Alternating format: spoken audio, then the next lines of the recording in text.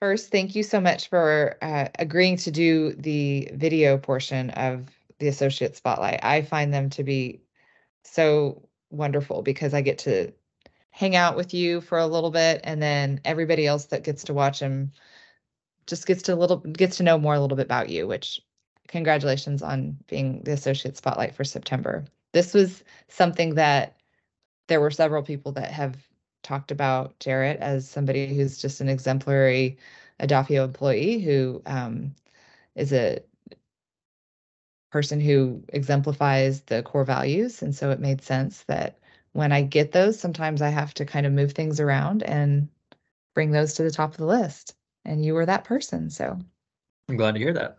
yeah. So, will you tell me a little bit about what attracted you to Adafio and how your experience has been here so far and like when you started? Sure. So I started full time back in June of 2022. But what attracted me was after my freshman year of college, I was an intern for a summer, which I think was summer 2019. And it was just a summer internship, so I wasn't with Adafio after that, but I enjoyed it that summer.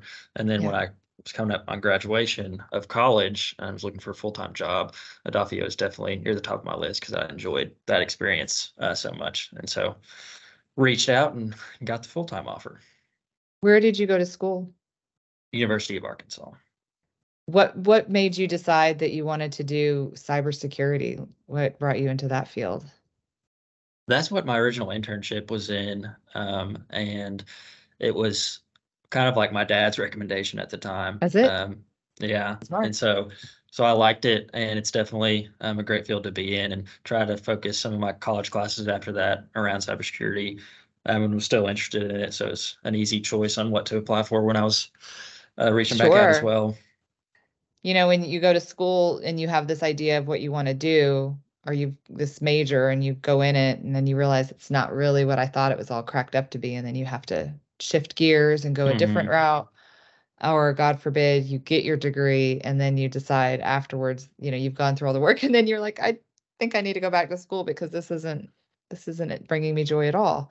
So when Yeah. you find something and then you actually love it, and now in your field, there's just, well, with any field, but there's just this constant influx of new information that you're learning all the time.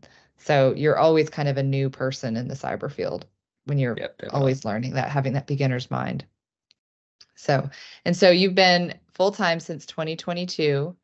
What do you do? What's your role? What's your title right now at Adafio? Y- Tell me Yep. more So about that. I'm a cybersecurity analyst. I'm on the cybersecurity team. Um, when I started, we were kind of a combined team. We've since split into like the professional services and managed services side, and I'm on the managed services side now, doing a lot of management of our security awareness programs, vulnerability management stuff, assisting with risk management clients. So a lot of that month over month work is what I focus on now. So can you share a memorable project or accomplishment since you've been with us at Adafio? Something that you've done? Sure. I'm not on the project side anymore, but when I was, especially like during our security risk assessment season, Hmm. is kind of what we call it at the end of the year when we're really busy with those projects. Um, we had two um, large clients that have lots of locations, and part of those um, assessments involve like physical security assessments, like walkthroughs is what we call them. Yeah. So a couple of those clients, just the coordination efforts for 50 locations. Um, the Wow. logistics of that was really memorable, trying to figure that all out. But also, um, when you do those, there's always a chance of secure, like their building security getting involved or something. So that did happen to me during one of those walkthroughs and one of those projects where security got called on us while we were doing our assessment. So that was definitely memorable. Um, That but I is. guess that's the response you want, so it's a good It thing. is. What inspires or motivates you to do your work? What do you love about it? It's really easy to stay motivated doing cybersecurity work, I think, because the benefits to clients are just, I mean, you're helping them save money by, avoiding incidents, which get really expensive with fines and all that stuff. You're just generally making them safer. And so it's just knowing that everything you're doing is contributing to that. It's pretty easy to stay motivated and do what you do. Do you find that you have to have a keen eye, like attention to detail on what you're looking at? Or I mean, does that when you have to look at like what things are you looking for when you're monitoring in the Yeah, background? What especially the vulnerability management stuff. Yeah, you definitely have to have a keen eye to detail because there's lots of data to parse through. yeah. And so even with the security awareness programs as well, especially for what I do, attention to detail is very important because it's easy to miss things. So Hmm. Do you guys get ongoing training? yes, always learning Yeah. with this job. Yeah. Yeah. So what are some of the things that you do when you're not working at Adafio? Do you have any hobbies or things that you enjoy outside of work? Is it cyber? No. I like to, I'm a big golfer in the summer, Okay. That's good to know. especially, yeah. And now with this time of year, living in Fayetteville, I enjoy Razorback sports, especially football. I just went to the Did first you? home game last weekend. So So probably be so much going to a lot. energy. It's Yeah. quite the scene, isn't it? Yep. Yeah. Fall Fayetteville is a lot different than summer Fayetteville. So we know that you love football and that you have a great love of cyber, but tell us something other. Do you have anything other, something interesting or unique about your background or upbringing you'd like to share? What I think is interesting is the fact I'm a twin. Oh, So you I have a twin are? brother, which is very cool growing up with, especially because we're very similar. Are Um, you? Yeah, yeah, that's really on cool. on paper especially, we're pretty identical. We've got different personalities, but he's a cloud security engineer, so he's also in the cybersecurity field, which is cool When's as he well. coming to work for us? I don't know. He lives in Dallas, so That's okay. I don't think it matters anymore, does it? Come on, Amy, no, talk to not really. Amy. I don't think Yeah. it matters. Are you identical or are you We're fraternal. We look fraternal? like brothers, but not Yeah. really twins. Tell me some things about twins. When it do you what is I mean, you don't know what it's not like, but to grow up with somebody, to be the same age, to have lived in, you guys get along really well, you say. And so it's just been a Yep. nice to have that partnership. It's a rare thing. You're one of the few that has that exceptional relationship with another person that's, Yep. a twin. It's pretty phenomenal. I've heard that there are times where you can sense, there's like different ways of like a sixth sense with twins, but I've heard that more with identical than fraternal, but I don't know. Hmm. Do you guys notice anything? Do you guys ever have any odd moments of connection that you can't really pinpoint, but otherwise it's that you're twins? Not Not anything really? specific really. Yeah. We're very like-minded though, so I feel like we jinx each other a lot and stuff like that. But I don't know if that's Uh-huh. just more because we're very similar, same Yeah. upbringing, that kind of thing. Sure. Question. So where would you want to travel if you could go anywhere in the world, and why would you want to go there? So I would want to go back to Italy.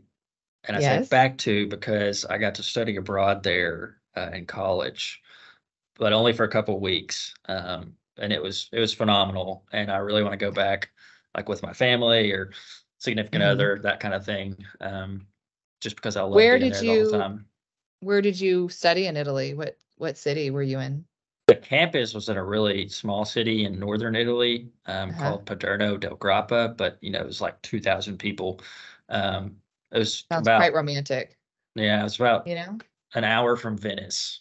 Oh, So. wow. Mhm. Do you feel like life kind of slowed down when you were there? Does it feel like it runs at a different pace? I definitely think so. Hmm. We spent 5 weeks there, and it was weird coming back, and just that short amount of time, Yeah. you have to adjust. I went and did study abroad many moons ago, and I was in Rome. So I was there for Hmm. 8 weeks, and I got to go to the different, major cities, and I just it has been a part of me, and that was so many years ago, such a huge impact on my life. So I would say that it's definitely a place that even if you had multiple places to go in the world, there's something super special about Italy that I Yeah. would I would go back in a second. So, are there any causes and charities that you're passionate about? I would say the Huntsman Cancer Foundation is just the easy answer for me. I was involved in a lot of things with it in college, um, several charity events because my college fraternity was like that was our um, Beautiful. foundation Yeah. that we supported, Mhm. and everyone's touched by cancer, so it's an easy one to get behind. Um, so yeah. Yeah. Mhm. Can you describe a mentor or someone who has played a significant influence, on your life? I'll say, I wish I could shout out the whole security team here, Yeah, you can. because they really have been awesome, especially with this being like my first full-time job. Um, Really, when I started, Sam Grubb was a big mentor, just kind of helping me learn the ropes. He was the security team member up in Northwest Arkansas with me, Yes. so I worked with him a lot. And then lately, Cheryl Hearn and Seth McGee have been really special with like increasing my like cyber engineer skills, like incident Mhm. response and vulnerability management and all the intricacies of those activities. So all three of them have really played an Yeah. important part. So, how do you approach your work-life balance and manage your time effectively? Because, when you work for an MSP, it can kind of pull you in multiple directions. Yeah, So how do you maintain that? yeah. I just think um, I'm very organized in general, kind of Yeah. outside of work as well. But my to do list is always up to date, and so is my calendar. Just being able to have those things that enable me to prioritize work and get the stuff that needs to be done today early on, so that way I'm not, stuck with a million things to do at the end of the day that I have to do that day. That really helps with getting off work when you need to, and that work life balance. It is hard with security, cybersecurity, because stuff comes through at inopportune times, and you've got to work on it right then. Yeah, But you that's gotta just part of the shift. job. Yeah. So do you so I have to ask, based on the fact that you said you were so organized, what is your crystal nose profile? What is your Ooh, I think do you I'm know? a stabilizer. You kind of feel like a stabilizer. You're often realistic, thoughtful, preferring to plan and ensure all of the details are accounted for. You're reliable, calm, and organized. What is one skill or knowledge that you're currently working on or improving? I'd say definitely incident response skills right Mm, now. Especially Seth McGee, like I mentioned earlier, has kind of come to our team, and he's done certifications in that and classes in that, and so I'm definitely learning from him right now. yeah. So what's one of the favorite things you like about our culture and environment at Adafio? I think, especially I've been utilizing this lately, is the in-person versus remote work flexibility. Mhm. Um, it's extremely helpful when you just have an appointment and you need to stay home that day, or maybe you wake up and it's raining and the traffic's always terrible when it's raining, so you're like, okay, I'm going to work from home today. Yeah. As long as you don't have an engagement that requires you to go somewhere, I love that flexibility. Yeah. Yeah, it opens the door to sort of to not sort of, but to a very trusting nature to know that I don't think anybody truly wants to work for a company when they know they're not providing or bringing value or contributing in some manner. And by Adafio allowing that hybrid work model really does prove that, if things start not if things started falling, then they would need to readdress.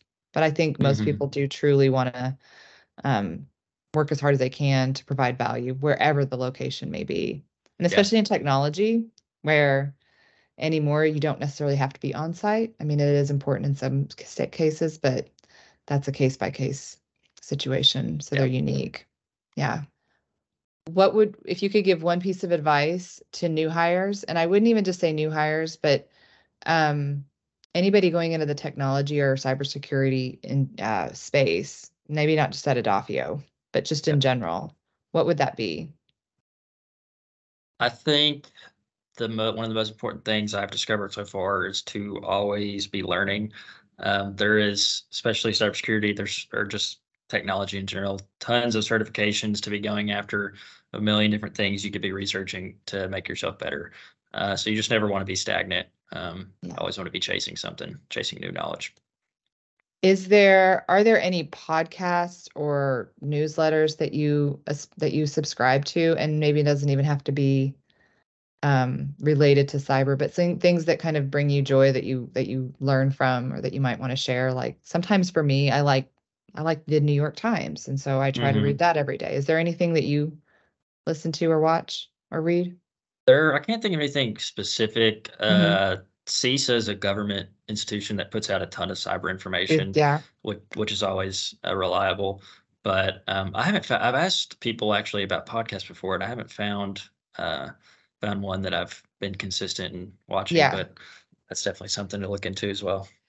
So, well, thank you for your time, Jarrett, and I will be in touch with you for your where you want to put your $50 for Yep, your nonprofit. And then when you get a chance, share your answers with me. And I look forward to seeing you on Thursday. So I hope you sounds have a great. great rest of your week. Yep, you too. Thanks, Jarrett. Bye. Thank you. See ya.